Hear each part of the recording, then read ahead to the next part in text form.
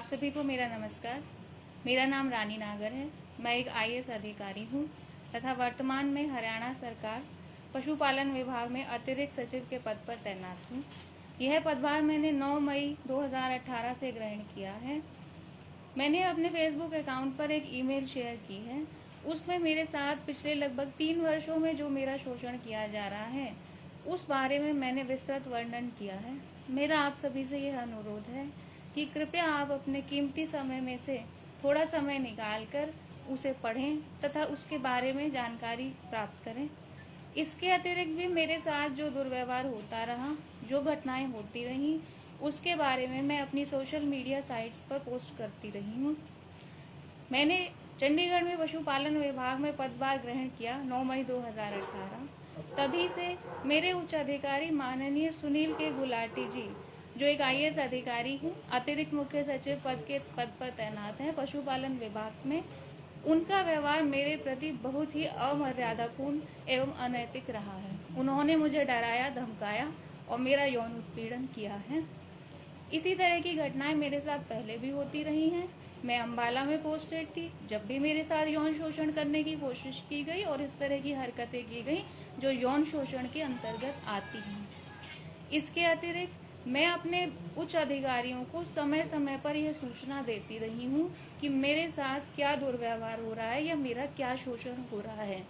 उसकी भी एक लिस्ट जो कि 10 पन्नों की है, मैंने इसी ईमेल के साथ संलग्न की है। उसमें ये सूचना दी गई है कि किस वर्ष में कितनी तारीख को मैंने किस किस अधिकारी को लिखित तौर पर अपनी किस किस समस्या के बारे में सूचित किया। इसके अतिरिक्त मैं कुछ समय पहले डबवाली में एसडीएम के पद पर तैनात थी। वहां पर मेरे सरकारी आवास की खिड़की तोड़कर कोई अज्ञात व्यक्ति घुस आए, घर में घुसकर मेरे टीवी का सेट टॉप बॉक्स ऑन करके चले गए और आज तक पुलिस विभाग को ये नहीं पता है कि यह कार्रवाई किसने की है। उन्हें उनका जवाब ये है कि उन्हें इस बारे में कोई सुराग नहीं मिला है। सुनील कुमार गुलाटी जी, वो मेरा यौन उत्पीड़न कर रहे हैं, मुझे रोज डरा रहे हैं, धमका रहे हैं, जिससे कि वो और आगे बढ़कर मेरा और अधिक यौन शोषण कर सके। मुझे अपनी जान को बहुत खतरा है। आज उन्होंने मुझे एक ऐसी मीटिंग के बहाने से बुलाया रोहतक में, जिसमें शाम को 2:30 पौने 3 बजे से लेकर 5 बजे तक वो अपने सिर्फ व्यक्तिगत विचार साझा करने के लिए मुझे बुला रहे थे और रोहतक से शाम को 5 बजे के बाद मुझे चंडीगढ़ तक अकेले जाने के लिए उन्होंने आदेश दिए थे, जो कि रात में मेरे पास कोई पुलिस सिक्योरिटी नहीं है। इसीलिए मेरा आप सभी से यही अनुरोध है कि कृपया इसके बारे में आप जनता को सूचित करें कि किस तरह की समस्याओं से मैं जूझ रही हूँ।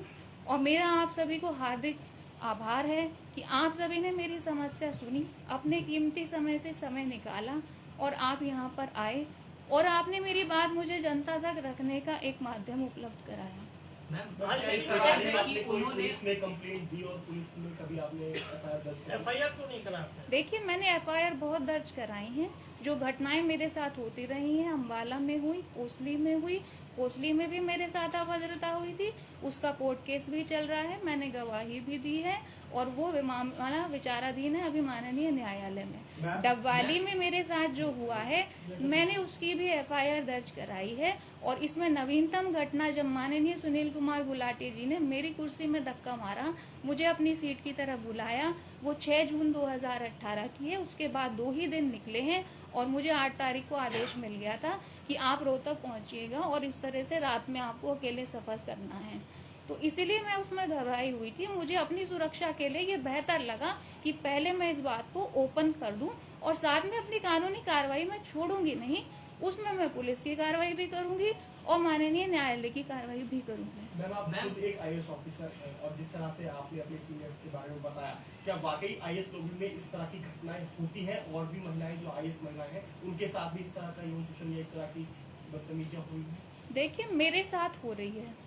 मेरे साथ किसी ने अपना ये विचार साझा प्रत्यक्ष तौर पर नहीं किया कि उसके साथ हो रहा है। मेरे साथ जो हुआ, मैंने इतने अधिकारियों के साथ शेयर किया है, पिछले लगभग 3 सालों से अम्बाला से करती आ रही हूँ। मेरे साथ हो रहा है, मैं ये जानती हूँ और उस समस्या का समाधान हो नहीं रहा है, वो आक्रामकता बढ़ती जा रही है। जब आप अधिकारी के पास जाती हैं तो फीडबैक क्या मिलता है? क्योंकि आपने बताया सीनियर अधिकारी के पास आप जाती हैं, तो सीनियर अधिकारी किस तरह से आपको बताते हैं या क्या कहने के लिए कहते हैं कि आप ये कीजिए? किस चीज के बारे में आप पूछ जो रहे हैं? आप कंप्लेन के पास लेकर जाते हैं। मुझे जवाब नहीं मिलता अधिकतर। मैं तो लिखित में कंप्लेंट करती हूँ।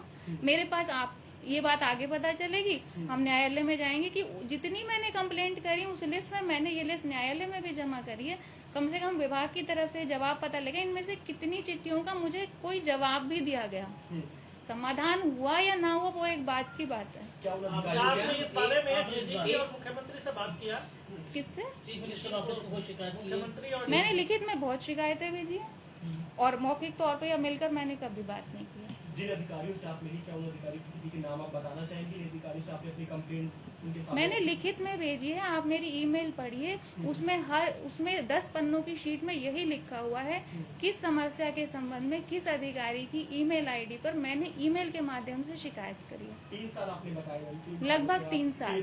उसमें बीच में क्या था, बीच में हम सेंट्रल गवर्नमेंट में भी चले जाते हैं, दूसरी जगह ट्रेनिंग में भी चले जाते हैं, तो बीच के कुछ फेज में जहाँ जहाँ समस्याएं आई उसको मैंने तिथिवार उस क्रम में डाला है और उसकी मैंने शिकायत डाली है। जहाँ पे समस्या नहीं आई वहाँ पे आपको शिकायत नहीं पड़ेगी। केवल गुलाटी जी जो अभी आपके सीनियर हैं उन्हीं से प्रॉब्लम है, मतलब वही कर रहे छेड़खानी, या फिर उससे पहले जहां आपकी पोस्टिंग रही है वहां भी कोई और लोगों ने?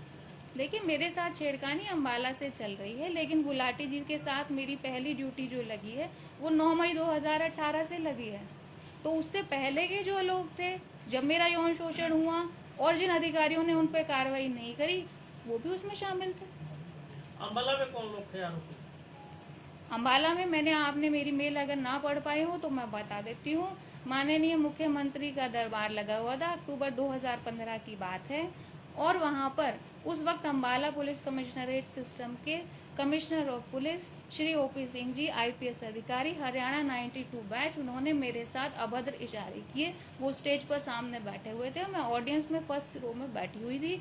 ये बात मैं माननीय न्यायालय में भी लिख कर देख कर आई हूँ, और वही चीज मैंने माननीय जो भी मुझे ईमेल मिली केंद्रीय सरकार के उसमें या माननीय राष्ट्रपति महोदय के उस पर मैंने साझा करी है, माननीय न्यायालय में लिख के दिया है। उसके बाद वो एक बड़े अधिकारी थे, उन्होंने किया, उसके तुरंत बाद मेरे ऑफिस में जो मुझे सरकारी गाड़ी दी जाती थी उसके ड्राइवरों ने मेरे साथ गाड़ी में बदतमीजी करनी शुरू कर दी। जब वो गाड़ी चला रहे होते थे तो वो अपने प्राइवेट पार्ट्स को रब करते थे, मास्टरबेट करते थे, और मैं उसकी शिकायत करती थी तो उस पर कोई कार्रवाई नहीं होती थी। मैम, बीजेपी की गवर्नमेंट है हरियाणा में, सेंट्रल में बीजेपी। और इस सब का जिक्र मैंने उस ईमेल में किया है, आप पढ़ना चाहें, मुझसे पूछना चाहें।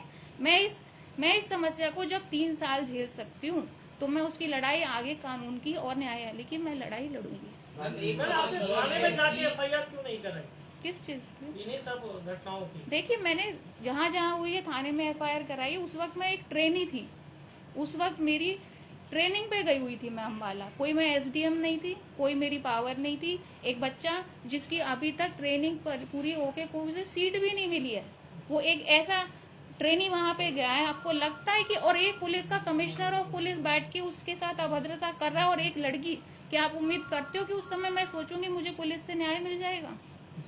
और सवाल ये है मैडम कि आप खुद एक आईएएस ऑफिसर हैं, महिला हैं, जब आपके साथ इस तरीके की हरकतें हो रही हैं तो फिर आम महिलाओं के बारे में क्या अंदाजा लगाया जा सकता है? और दूसरा ये कि क्या महिला आयोग से लेकर के कभी आपने सेंटर, क्योंकि आप लोग तो सेंट्रल सर्विसेज के हैं, कभी सेंटर में आप लोगों ने पीएमओ जो भी या डीओपीटी में कभी कोई शिकायत की इस तरीके? नहीं, मैंने डीओपीटी में शिकायत नहीं की है, महिला आयोग में भी मैं नहीं गई हूँ। मैं अपने सीनियर चैनल्स पे ही चलती रही। मुझे ये लगा कि इसी से मेरी समस्या का समाधान होता रहेगा, लेकिन आक्रामकता बढ़ती चली गई। मेरी शिकायत करने के बाद मेरी समस्याओं का समाधान नहीं हुआ, उल्टा सड़क पे, जैसे मैंने कोसली के वारदात बताई, सड़क पे एक व्यक्ति जो मुझसे जमानत लेके गया 8 जून को मेरी अदालत से, 8 जून 2017, क्या वो पहचानता नहीं है मैं एसडीएम हूँ? उसने बीच सड़क पे मेरी गाड़ी के सामने मेरे से अभद्र हरकत की 12 जून को, 3-4 दिन बाद ही। तो वो आक्रामकता बढ़ती गई। उसके बाद और बढ़ी, डबवाली में मेरा घर तोड़ के भी घुस गए। उसके बाद मैं चंडीगढ़ पहुंची तो मेरे साथ इस तरह की प्रत्यक्ष हरकत मेरे उच्च अधिकारी सीधा करने लगे। आक्रामकता अब आगे बढ़ती जा रही है, तो मैं भी अपनी जहाँ जहाँ मैंने अपनी समस्या रखी थी मैं और भी आगे रखूंगी। अब आप मैम ओपन मीडिया के सामने आई हैं, आपने सारी शिकायतें अपनी बताई, पर दर्द आपने बयान किया है, अब क्या ये सवाल उठता है कि आप इस सर्विस को कैरी करना चाहेंगे जिस तरह से अब तक की घटनाएं और आपके साथ बिल्कुल करना जो आपने चाहूंगी। बताया है, तो किस तरह से पेश करेंगे? देखिए, कोई भी महिला है, आप कह रहे हो मैं महिला यहाँ बैठ के काम कर रही हूँ तो भी समस्या फेस कर रही हूँ, एक महिला है किसी और जगह ड्यूटी करने जाती है या घर में भी होती है, ये समस्या किसी एक महिला की, एक अधिकारी की नहीं है, ये समाज की समस्या है। हम रोज अखबारों में पढ़ते हैं और सबसे ज्यादा आप इस बात की जागृति लाते हैं कि कितना शोषण महिलाओं का हो रहा है, तो क्या वो नहीं सामना करती? वो घर में रह के या कहीं और जाके किसी और दफ्तर में जाके सामना करती है, मैं इस दफ्तर में रह के सामना करूंगी, पूरी ईमानदारी से काम करूंगी। सुनील कुमार गुलाटी जी मुझसे ये कहते हैं फाइल सही हो या गलत हो, आप इस पे सिर्फ दस्तखत करिए, आप ये मत लिखिए फाइल में कुछ गलत हो रहा है। मैं ईमानदारी से काम करूंगी, जब तक मेरी सांस है ईमानदारी से अपने देश की सेवा करूंगी। आपको लगता है कि ईमानदारी, आपको लगता है कि आपका ईमानदारी से काम करना ही आपके ऊपर के अफसरों को खटकता है, वो आपको तरह तरह से, चाहे यौन शोषण के माध्यम से, चाहे आपको अपनी सर्विसेज के माध्यम से दबाने की कोशिश करते हैं? दोनों ही बात है, यौन शोषण भी है और मेरी ईमानदारी भी उनकी समस्या है। अब आप जब कैमरे के सामने आ गए हैं खुलकर, तो कहीं ना कहीं आपको लगता है कि कहीं अब आपकी जान को भी खतरा हो सकता है, क्योंकि आपने सीनियर के खिलाफ एक तरह से आप गई हैं और वो सीनियर को भी आपके अगेंस्ट हो जाएगी। भाई, जान को खतरा मेरी तारीख को अम्बाला से है। जब कमिश्नर ऑफ पुलिस ने सामने बैठ के मेरे से अभद्र इशारे किए और मैंने उसकी बात नहीं मानी, उसके पास चल के नहीं गई, तो उसी दिन से अम्बाला में मेरे पीछे गुंडे घूमने लग गए थे। उस दिन से जान का हमला लिए घूम रही हूँ। जिस दिन से मेरे ऑफिस के ड्राइवर मेरी गाड़ी में बैठकर और मास्टर बेट करने लग गए थे, जान का खतरा उस दिन से लेकर घूम रही हूँ। ठीक है, आंटी